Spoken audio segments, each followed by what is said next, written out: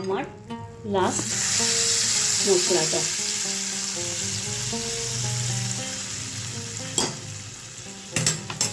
এতেই তরকার স্বাদ আরও বাড়িয়ে দেবে।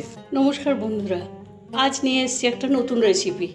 আজকে হবে রেস্টুরেন্ট স্টাইলে কড়াই তরকা।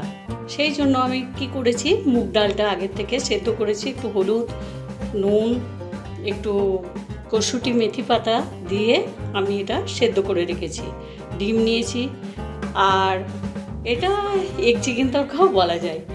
তাই চিকেন নিয়েছি, একটু কিমার মতো করে কেটে নিয়েছি বাড়িতেই। দুটো ডিম নিয়েছি, এখানে কসুটি মেথি আছে, একটু আমন্ড নিয়েছি, শুকনো লঙ্কা নিয়েছি, একটু তেজপাতা, আর আছে গ্রিন চিলি, একটু ভিনিগারে ভিজিয়ে নিয়েছি, আর ধনে পাতা আছে। আর দেখুন, তরকা মশলা বাড়িতে বানানোই সবচেয়ে ভালো, কেননা কেনার থেকে আমি নিয়েছি গোলমরিচ, জিরে, ধনে, একটুখানি লবঙ্গ, দারচিনি, স্টার অনিস, একটু জয়ত্রী, আর নিয়েছি একটু কাবাব চিনি, একটু বড় এলাচ। এগুলো কি বলবো, মশলা, এই মশলাগুলো একটা গল্প বলেই দিই। একটু সুযোগ হয়েছিল কেরালা যাওয়ার। কেরালা তো মশলার রানী, কেন আমাদের ভারতে সবচেয়ে মশলা রপ্তানির কেন্দ্র হচ্ছে কেরালা। তাই আমি ওখানে কিছু কিনি আর না কিনে আমি একটু মশলা নিয়ে এসেছিলাম। তা সেই মশলাই আমি কি করি, কেনা মশলা না করে বাড়িতে বানিয়েই করি। আর নিয়েছি পেঁয়াজ, একটু রসুন থেতো করে নিয়েছি, একটু আদা থেতো করে নিয়েছি। এরপর এই তরকাটা বানাবো। কি বানানো যাক তাহলে। কড়াটা গরম করে নিয়েছি, এবারে আস্তে আস্তে গোটা মশলাগুলো একটু কাঠখোলায় নেড়ে নেব। ধনে, জিরে, গোলমরিচ, কাবাব চিনি, দারচিনি, লবঙ্গ, এলাচ, একটু জায়ফল, একটু জয়ত্রী, এই স্টার অনিস, এগুলো সব ভাজবো আস্তে আস্তে। তারপর বাকি মশলাগুলো দিচ্ছি। সব মশলাগুলো কড়াতে দিয়েছি, পিট হাঁচে হচ্ছে। একদম শুকনো লঙ্কাটাও দিয়ে দিয়েছি, 4টে আমন্ডও দিয়ে দিয়েছি, কসুটি মেথি, সব কিছু দিয়েছি। এবারে আস্তে আস্তে করে নেড়ে নেব। তবে লঙ্কাগুলো কাশ্মীরি লঙ্কাই দেওয়া আছে, গোটা কাশ্মীরি লঙ্কা।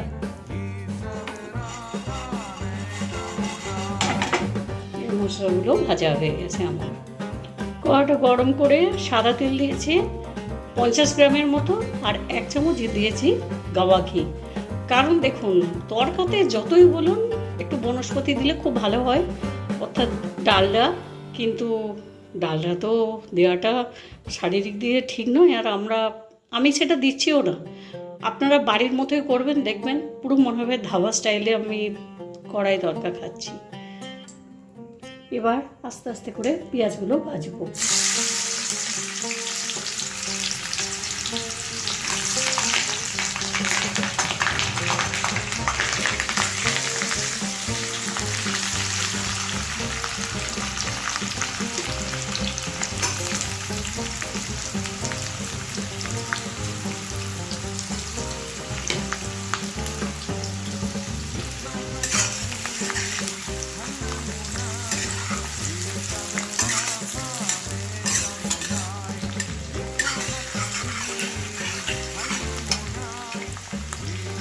পেঁয়াজে একটু নুন দিয়ে দেবো, নুন দিয়ে দিয়েছি।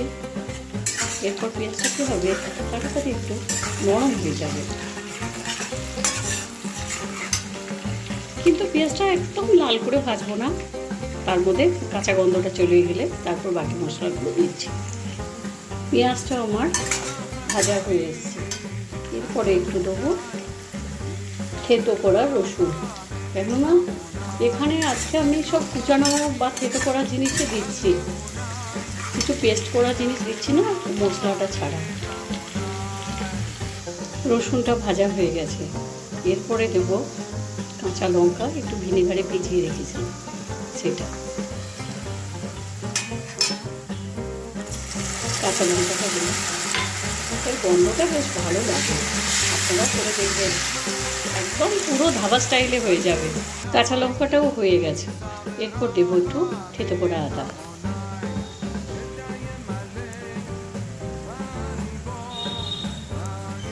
আদাটা থেতো করেই দিলাম, কেননা পেস্ট করে আজকে কিছু করছি না। আদাটা লাস্টে দিতে হয় আর কি, কাঁচা লঙ্কা করে আদাটা দিতে ভালো গন্ধও আসে, স্বাদটাও খুব ভালো হয়। মশলাটা এবার ভাজা হয়ে গেছে। এরপর আমি ছোট ছোট করে কাটা টুকরো চিকেনগুলো আস্তে আস্তে করে দেব।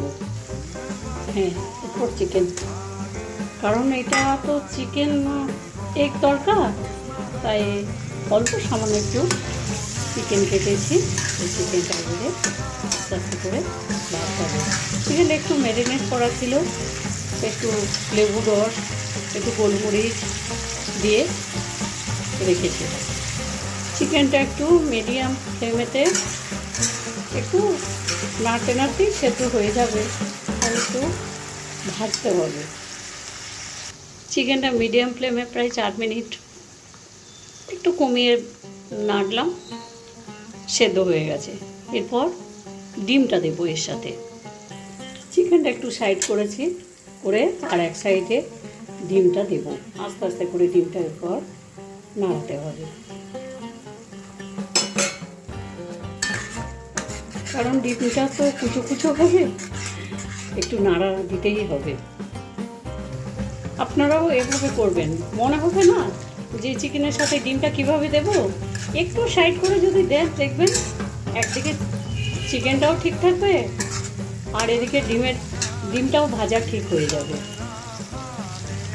ডিমটা, চিকেনটা আর বাকি সব মশলাগুলো খুব সুন্দরভাবে ভাজা হয়ে গেছে। এরপর আমার গুঁড়ানো মশলাটা, অর্থাৎ তড়কা মশলাটা এরপর দেব,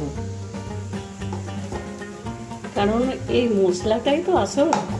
মশলা না দিলে তড়কা কীভাবে গন্ধ উঠবে বলুন তো? তড়কার গন্ধেতেই তো মানুষ রুটি বা যাই থাক খাবে। আস্তে আস্তে করে এই মশলাটা নাড়া দিতে হবে একটু। মশলা তার আপন ছন্দে সে ঠিক হয়ে গেছে। এরপর আমার তড়কার ডালটা অ্যাড করব। আস্তে আস্তে করে এরপর তড়কার ডালটা আমার দিতে হবে, সিদ্ধ করা ডালটা। কারণ ফ্লেমটা আপনারা একটু কমিয়ে রাখবেন প্রথমে, পুরোটা নেড়ে টেড়ে তারপরে একটু চাপা দিয়ে, যদি দেখেন যে ডালটা একটু জলজলে ভাবটা আছে, তখন আপনারা ডালটাকে কি করবেন, একটু ফ্লেমটা বাড়িয়ে দেবেন, তারপরে আবার আস্তে আস্তে কমিয়ে করবেন। সমস্ত কড়ার মশলার সাথে ডালটা একদম মিক্সড হয়ে গেছে। আর একটুখানি চাপা দিয়ে একটু রাখতে হবে। দেখুন, রেস্টুরেন্ট স্টাইলে করলে একবারে তড়কা করতেই থাকে, কিন্তু বাড়ির ঘরোয়া রান্না তো বাড়ির সব খাবে সুন্দর করে, সেটাই তো আমরা চাই। আমরা রান্নাটা তো সেই জন্যই করি, যাতে বাড়ির লোকরা খুব সুন্দরভাবে খেতে পারে। তাই একটুখানি চাপা দিয়ে দিলাম, কারণ মশলাটা এর মধ্যে আস্তে আস্তে করে ঢুকবে। এই ফাঁকে কি করেছি, একটু বাটিতে ঘি নিয়েছি। এরপরে একটু রসুন কুচো রেখে দিয়েছিলাম, একটু রসুন কুচো দেবো, একটু কসুরি মেথি দেবো, আর একটু লাল লঙ্কার, কাশ্মীরি লঙ্কার গুঁড়ো দেবো। দেখবেন এত সুন্দর দেখতে বা খেতে হবে, স্বাদটা অপূর্ব। এটা এবারে নামাতে হবে। আমার তড়কাও এখানে হয়ে গেছে। এরপর ঢাকা খুলে নিয়ে, হ্যাঁ, সে তার নিজের গড়িমাই সে ঠিক হয়ে গেছে। ঢাকা খুলে নিলাম, সুন্দর গন্ধ বেরোচ্ছে। আসলে কি জানেন তো, আনমনটা কেন দেওয়া আছে, কারণ ডাল জাতীয় জিনিস তরল হয়, তাই বাদাম জাতীয় জিনিস কি করে, সেটাকে একটু থিকনেস এনে দেয় আর কি। এরপর আমি দেব আমার লাস্ট মশলাটা।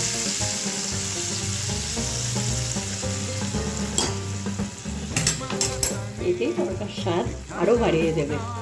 বন্ধুরা, এরপর আমার তরকা রেডি হয়ে গেছে।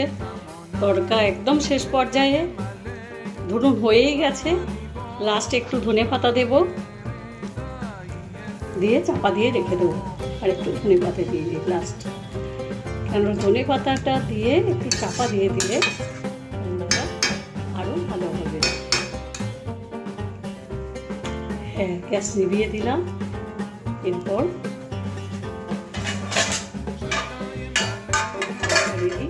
দিয়ে দিলাম।